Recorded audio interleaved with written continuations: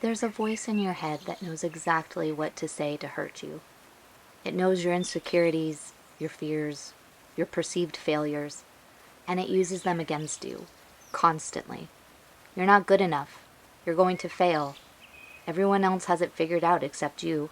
What makes you think you can do this? That voice, it's relentless. It's cruel. It's convincing. And maybe you've been listening to it for so long, you think it's telling you the truth. But I want to offer you a different perspective. That voice, it's not truth. It's not wisdom. It's not even reality.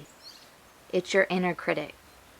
And it's trying to protect you in the only way it knows how, by keeping you small, by keeping you safe, by keeping you from taking risks that might lead to pain. It's not trying to hurt you. It's trying to help you. It just doesn't know a better way. And here's what's important to understand. That inner critic, it was probably formed a long time ago. Maybe in childhood, maybe from messages you received from parents, teachers, peers, maybe from experiences where you were hurt or rejected or criticized. And your brain, it learned. It created this voice to protect you, to make sure you never experienced that pain again. So it criticizes you first, before anyone else can. It points out your flaws, before anyone else notices. It tells you that you're not enough, before the world can confirm it. It thinks it's helping. It thinks it's keeping you safe. But really, it's keeping you stuck. It's keeping you from trying. It's keeping you from growing. And you deserve better than that. So how do we decode this inner critic? How do we transform the self-doubt into self-compassion? First, we recognize it for what it is.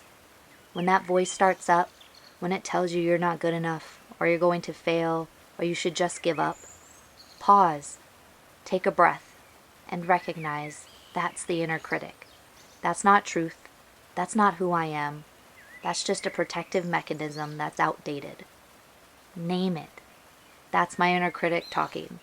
Or even give it a specific name that you reference it as. John, Dusty, Karen, or whatever feels right for you.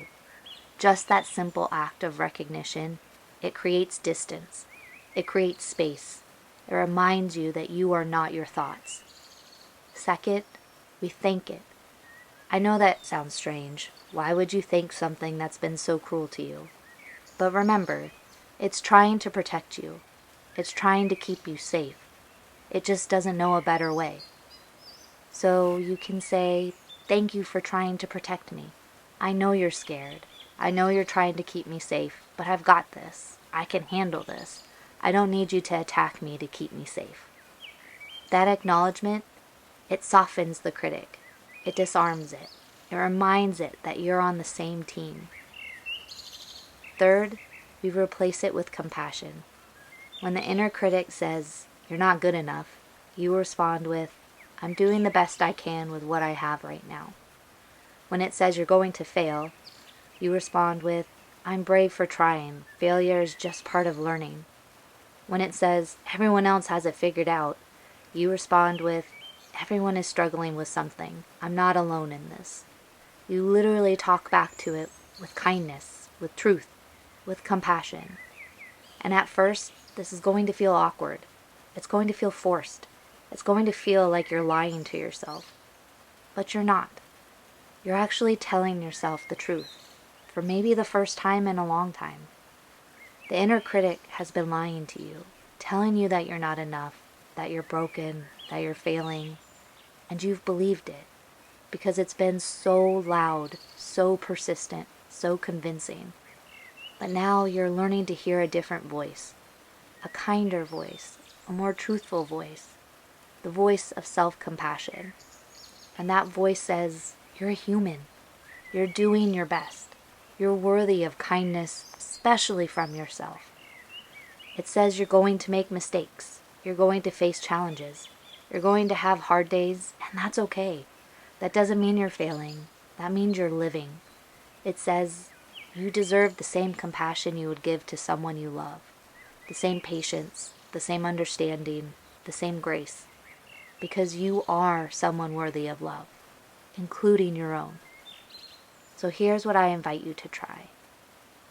The next time that inner critic starts up, the next time you hear that harsh voice telling you you're not enough, pause, breathe, recognize it, thank it, and replace it with kindness, with truth, with compassion.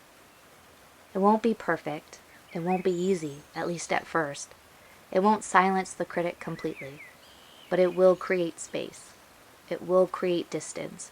It will create a new possibility. The possibility of being kind to yourself, of treating yourself with compassion, of speaking to yourself the way you would speak to someone you love. And over time, that compassionate voice, it gets stronger. It gets louder. It gets more automatic. And the inner critic, it doesn't disappear, but it loses its power.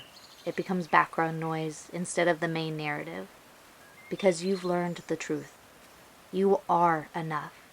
You are worthy. You are deserving of compassion. Not someday, not when you achieve something, not when you prove yourself. Right now, exactly as you are, in all your imperfect, messy human glory. You are worthy of self-compassion, and you can give that to yourself, right here, right now, one kind thought at a time. If you ever need the reminder that you are worthy of kindness and compassion, please come back. The light will always be left on for you.